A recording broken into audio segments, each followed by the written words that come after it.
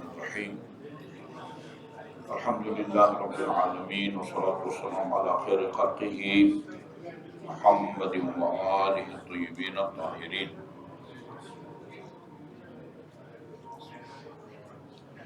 یہ میرے ہاتھ میں امام زین العابدین علیہ السلام کا صحیفہ صدر دیا ہے محمد۔ بہت سے موضوعات کے بارے میں آپ کی دعا ہے، دعائیں ہیں، تو ایک دعا قرآن کے بارے میں بھی ہے۔ قرآن کے بارے میں جو آپ کی دعا ہے اس میں وہ رسول اکرم اور آپ کے اہل بیت علیہ السلام کے فضائل کی طرف بھی اشارہ کیا ہے۔ فرمایا اللہم انکا انزلتہ علی نبیکا صلی اللہ علیہ وآلہ مجملا۔ مجمل اردو میں جو بہترین لفظ ہم استعمال کر سکتے ہیں وہ سربستہ، سربستہ یعنی ایک چیز کو کھول کے بیان نہ کریں، اختصار کے ساتھ بیان کریں۔ جیسے اقیموا الصلاۃ وآتوا الزکوٰۃ، نماز کو مجملاً بیان کیا گیا ہے، یعنی مکمل تفصیل کے ساتھ نماز کو بیان نہیں کیا گیا ہے۔ وہ دن میں کتنی دفعہ پڑھنا ہے، ہر نماز میں کتنی رکعتیں ہیں، قیام میں کھڑے ہو کے کیا پڑھنا ہے، رکوع میں کیا پڑھنا ہے، سجدے میں کیا پڑھنا ہے، یہ چیزیں قرآن میں نہیں ہیں، یعنی مجمل ہے، اس کو کہتے ہیں ہم سربستہ، سربستہ۔ اسی طرح زکوٰۃ دے دو، اچھا کتنی چیزوں کی ہم نے زکوٰۃ دینی ہے، یہ قرآن میں اس کی تفصیل نہیں ہے۔ ہمارے اس کے مطابق وہ گندم 9 چیزوں میں ہم زکوٰۃ دیتے ہیں، 9 چیزوں کی زکوٰۃ دیتے ہیں۔ گندم ہے، جو ہے، کھجوریں ہیں، کشمش ہیں، حیوانات میں سے 3 قسم کے حیوانات، اونٹ ہے، گائے بھینس اور بھیڑ بکری، اور سونا چاندی بشرطی کہ وہ سکے کی صورت میں ہو، رائج الوقت سکہ ہو۔ سونا بازار میں سونے کے سکے سے کاروبار ہوتا ہو، لین دین ہوتا ہو، خرید و فروخت، جو آج دنیا میں کہیں بھی نہیں ہے۔ یا چاندی کا درہم ہو اور اس سے کاروبار ہوتا ہو، یہ دنیا میں آج کہیں بھی نہیں ہے۔ دینار عراق اور کویت میں چلتا ہے لیکن وہاں کرنسی ہے، نوٹ ہے، سونے کا دینار وہاں بھی نہیں ہے، نہ امارات میں چاندی کا درہم ہے، ٹھیک ہے جی۔ باقی کرنسی میں زکوٰۃ نہیں ہے۔ اچھا، یہ اس کا ذکر قرآن میں نہیں ہے، قرآن میں نہیں ہے۔ حتیٰ آپ کے 10واں سپارہ کے آغاز میں خمس کا ذکر ہے، وَاعْلَمُوا أَنَّمَا غَنِمْتُمْ۔ اچھا یاد رکھو کہ جو بھی تم کماتے ہو، اہل سنت کے علماء کرام یا مفسرین غنیمتم سے مراد مال غنیمت لیتے ہیں، یعنی کفار سے لڑی گئی جنگ میں کفار سے جو تم مال غنیمت حاصل کرتے ہو اس میں جو ہے نا وہ اس کا 5واں حصہ نکالو، جس کو خمس کہتے ہیں۔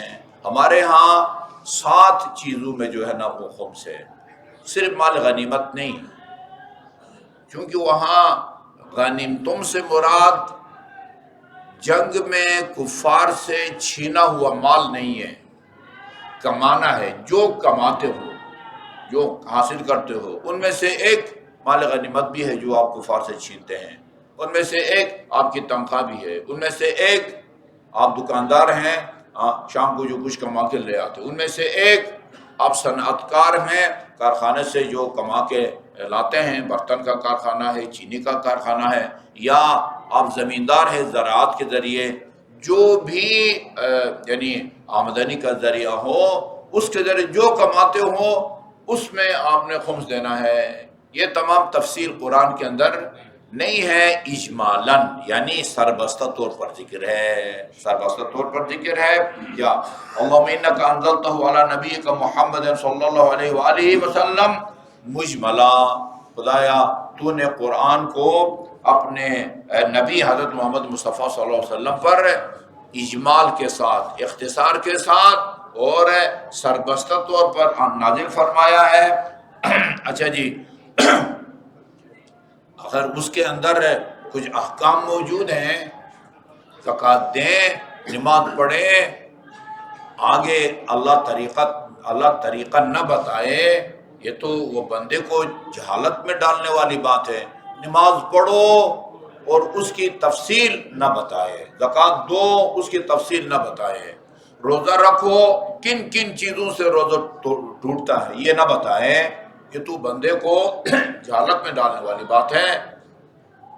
لازمی طور پر یہ اللہ پر لازم ہے کہ وہ جن عبادات کا سربستہ طور پر حکم دے رہا ہے ان کی تفصیل کو بھی بیان کرے۔ ان کی تفصیل کو کہاں بیان کیا ہے؟ یہ ان کی تفصیل کو بذریعہ الہام تو نے اپنے حبیب کے قلب پاک پر اتارا ہے۔ اس کی تفصیل کو نا مجملاً قرآن میں تو سربستہ طور پر اتارا ہے۔ الْحَمْتَهُ یہ اشارہ ہے ان حضرت کی طرف، اور تو نے ان حضرت کی طرف الہام فرمایا کس چیز کا؟ عجائبہ مکملہ، مکمل طور پر قرآن کی عجیب اسرار اور رموز کو تو نے اپنے حبیب کے دل میں بذریعہ الہام جو ہے نا وہ القاء فرمایا۔ اچھا، اس کے ساتھ اب باقی اہل بیت کا بھی ذکر کرتے ہیں۔ وَأَوْرَثْتَنَا عِلْمَهُ مُفَسَّرًا، وَأَوْرَثْنَا عِلْمَهُ مُفَسَّرًا، یہ تو قرآن میں تو نے یعنی سربستہ طور پر عبادات کا ذکر کیا ہے، لیکن تو نے ہمیں اس کے مفصل علم کا ہم کو وارث بنا دیا ہے۔ یہ ہم کہتے ہیں کہ یعنی دین کی تفصیلات، عبادات کی تفصیلات، معاملات لین دین کی تفصیلات اور اس کے احکام وہ اہل بیت اطہار علیہ السلام کے پاس ہے۔ الحمتنا علم عجائبہ مکملہ، تو نے قرآن کے مکمل طور پر عجیب و غریب اور اسرار اور رموز کا علم تو نے جو ہے نا وہ اس کا الہام فرمایا ہے۔ وَوَرَّثْنَا عِلْمَهُ مُفَسَّرًا، اور اس کے جو ہے نا وہ تفسیر کے ساتھ اس کے علم کا تو نے ہم کو وارث بنایا ہے۔ اور آگے جیسے اکثر ہم کہتے ہیں فضیلت کے معیار کو بتایا ہے۔ فضیلت کا جو معیار خدا نے قرآن میں بیان کیا ہے کہ کسی بھی انسان کا دوسرے انسان سے افضل ہونے کا معیار کیا ہے؟ قد بڑا ہو وہ سب سے بڑا ہوتا ہے، شکل و صورت میں جو سب سے اچھا ہو وہ ہوتا ہے، مال جس کا زیادہ ہو وہ سب سے افضل ہوتا ہے، خاندان میں جو افرادی قوت ہے وہ ہے، زمینیں مربع زیادہ ہوں، نہیں، خدا نے قرآن میں بھی فرمایا ہے، یہاں امام نے بھی فرمایا ہے کہ کسی سے افضل ہونے کا معیار اور دار و مدار کیا ہے؟ خدا نے قرآن میں فرمایا یرفع اللہ الذین آمنوا والذین اوتوا العلم درجات، اللہ تعالیٰ جو ہے نا جی ان لوگوں کو جو ہے نا بلند مقام عطا فرماتا ہے جن کو علم اس نے دیا ہوا ہے۔ یہاں آپ نے فرمایا وَفَضَّلْتَنَا عَلَى مَنْ جَهِلَ عِلْمَهُ، تو نے ہمیں ان لوگوں پر فضیلت بخشی یا تو نے ہمیں ان لوگوں سے افضل قرار دیا جو اس علم قرآن سے بے خبر ہیں اور ان کے پاس اس علم قرآن کا علم نہیں ہے، قرآن کی تفصیلات اور اس کے رموز کا علم جن کے پاس نہیں ہے۔ وَقَوَّيْتَنَا عَلَيْهِ، اور جس کے پاس علم قرآن نہیں ہے اس کے مقابلے میں تو نے ہمیں قوی بنا دیا، طاقتور بنا دیا۔ طاقتور بنا دیا کیا نہیں، یہ مطلب یہ نہیں کہ ہم وزن زیادہ اٹھا سکتے ہیں، نہیں، طاقتور بنا دیا علمی طور پر۔ جن کے پاس قرآن کے علم نہیں ہے ان کے مقابلے میں ہمیں تو نے علمی طور پر طاقتور بنا دیا، اور اسی علمی برتری کی وجہ سے تو نے ہم کو ان پر فضیلت دی، ہم کو تو نے ان سے افضل قرار دیا۔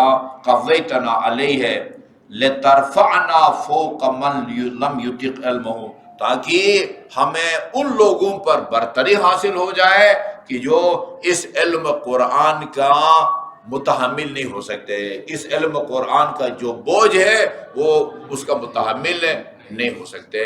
تو اس مختصر کلام میں آپ نے بتا دیا کہ فضیلت کا دو باتیں بتائی، ایک یہ کہ اللہ تعالیٰ نے اپنے کلام پاک میں احکام کو سربستہ طور پر نازل فرمایا ہے تفسیر کے ساتھ، نہ نماز کا ذکر بتایا ہے، نہ روزے کی تفصیلات کو بتایا، کن کن چیزوں سے روزہ ٹوٹتا ہے وہ قرآن میں نہیں بتایا گیا ہے، نہ زکوٰۃ کی تفصیلات کو بتایا ہے، زکوٰۃ دو کن کن چیزوں میں دو، اچھا جی گندم کتنی ہو، ایک من گندم ملی ہے آپ کی کھیت سے، کیا اس میں بھی آپ زکوٰۃ دیں گے؟ نہیں، کم سے کم زکوٰۃ کتنی ہونی چاہیے؟ مثلا 847 کلو آپ کے پاس اگر زکوٰۃ ہے تو پھر آپ دیں گے، بارانی علاقہ ہو تو اتنی دیں گے، ٹیوب ویل لگایا ہوا تو اس میں اتنی دیں گے۔ یہ ساری کی ساری تفصیل جو ہے وہ تو نے اپنے حبیب اور پھر حبیب کے ذریعے یہ تمام تفصیلی احکام ہم تک منتقل ہوئے ہیں۔